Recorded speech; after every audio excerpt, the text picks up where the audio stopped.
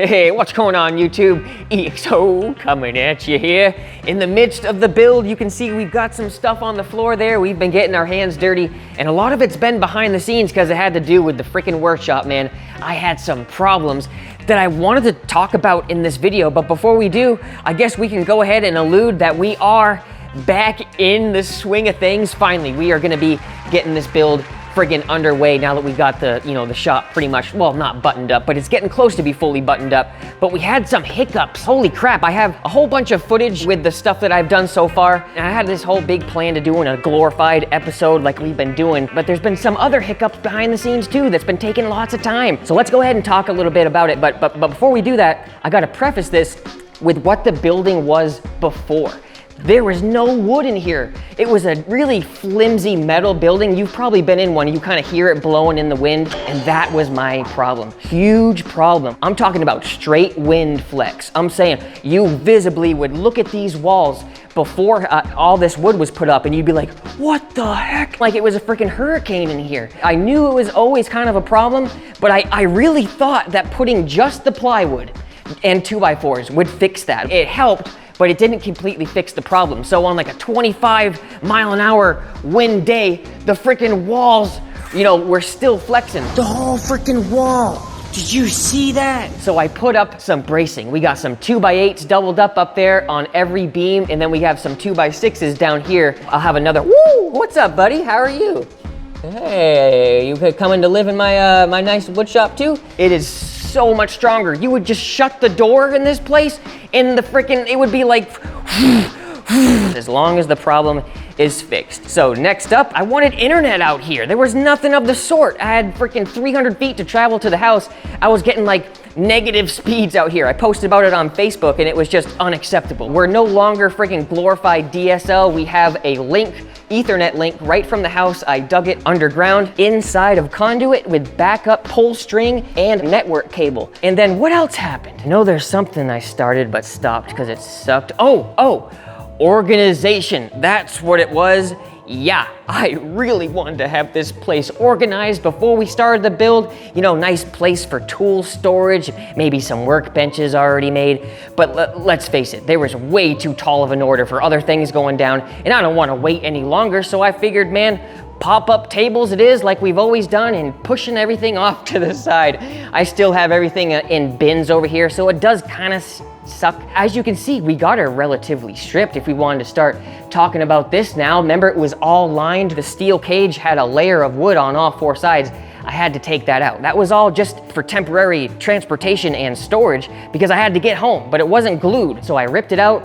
We're gonna make it permanent here soon. But I wanted to talk a little bit about my frustrations, my apprehensions, and literally, I'm scared to continue because of how I'm feeling right now. Let me make sure I'm not killing you with the light, but I'm feeling some type of way right now about the design. And I thought I was really headstrong and happy about my current direction, but now, remember, you got to go back and watch that episode where we talked about the different design routes that I had. I talked about the forward-facing one with those really weird shaped ports on both sides. It would be a mirror image, probably crazy efficient and cool, different style of setup. And I keep going back to it. I'm kicking myself in the butt. My baffles are cut. What is wrong with me? And here I am talking about possibly redoing it. So as you can see, I have a laid back 6th order design here with 12 or 9 with arrow ports, depending on which way you look at it. You could do 12 with a slot port and continue your design in your build, or you could do a 9 with arrow ports and call that your finished baffle. That alone is making me think, oh, what should I do? There's 2 decisions right there with the same baffle. Or I was thinking, man, what if I went back to that front facing design? That could be a terror on the meter. It could really tear it up. And I'm like, man, what kind of sacrifices do I want to make for this build? What do I want at the end of the day? And it keeps making me confused. I'm so confused because I know there's a lot of people that wouldn't necessarily think this is like an end-all, be-all, make it or break it type of decision, but for me, dude, it is. Once this is done, This already has been so much in my life to afford. Think how hard that must be to be like, oh man, well, I don't want to make a mistake. What if I made a mistake?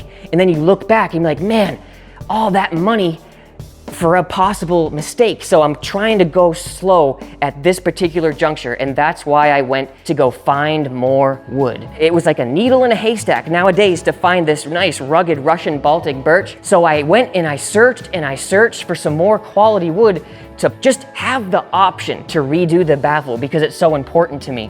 And so we got 13 plies right there. And I actually had to reject another batch from a place. He brings out a skid, supposedly of this nice Russian Baltic birch. I take a quick peek at it and I'm like, holy crap, 55 pieces of freaking Void Central. So I called it out. I was like, man, I can't take this. Luckily, I found another local mom and pop shop. I'm not gonna say they hooked it up, but let's just say they hooked it up in the sense that I got it, but I had to pay out the butt. These are 5x5s right here. That explains possibly redoing this baffle. But what are the 4x8s for? If you're kind of savvy with this thing, you might be onto that already. Well, I'll explain that too. That's for option 3. And I know I'm going a little overboard here with, indecisiveness, but it's all a part of the game, man. Imagine having a baffle positioned upright, angled slightly with the woofers positioned like this, kind of going back like that. That would be my next greatest option because it still has the driver's side port, but it would be a little bit easier to fit everything in because I have the full 91 or 90 inches to deal with. I wouldn't be constricted by this, 48.5 by 57.25. That was the biggest bugger. So that's what I'm thinking next. There's at least 3 different escape routes, if you will. So that's why I'm really in deliberation mode. But even after we get that line, because everything's still all connected here, that would be design dependent. What we do next, man, the freaking wheel wells, that's not helping either. Freaking engineers over at Nissan don't realize we're trying to build a base vehicle over here, it looks like. It sticks out like 6 inches further than this one, that dang gas tank. But that's okay. If we went the laid back 6th route, we could just wedge it off with something symmetrical on both sides. That way one side doesn't have a sub freaking this far away from the bottom of the box firing down, and the other one only a few inches firing into a 45. It would make everything match, and it's just so much to think about. I don't know what to do.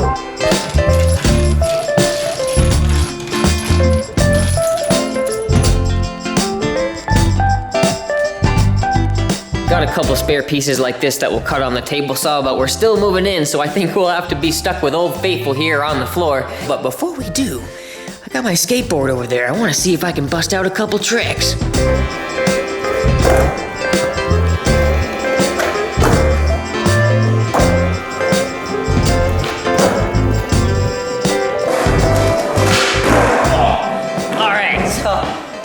Heel flip, but let's go ahead and bring this out. I already can hear all the people making fun of it. I already have plans for a really nice delta incorporated into my benches over here, but I want to get something done this week, so looks like Old Faithful it is.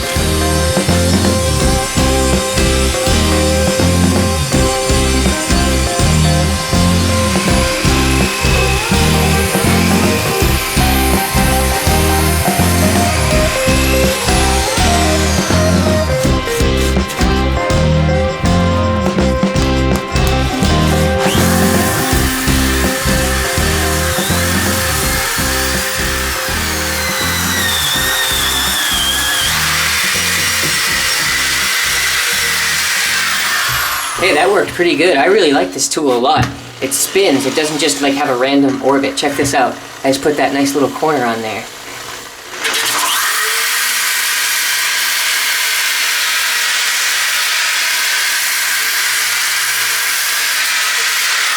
That's not too bad for on the fly, right?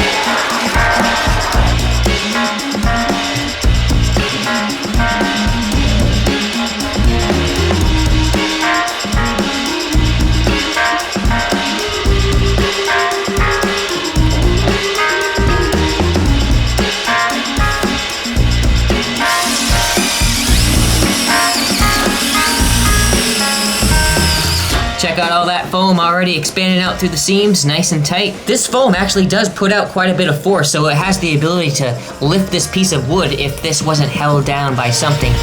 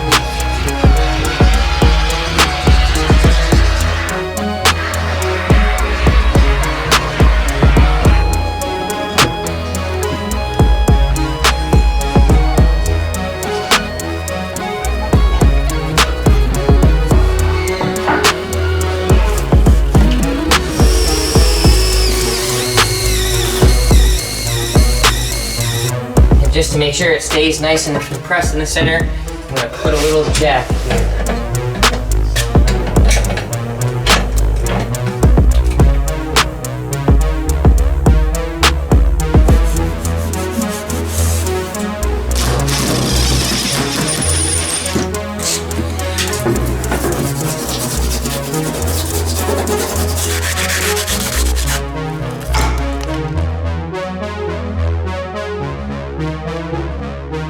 So yeah, that's my story for the time being. Just a little bit stressed out over this decision I have to make. What would you do?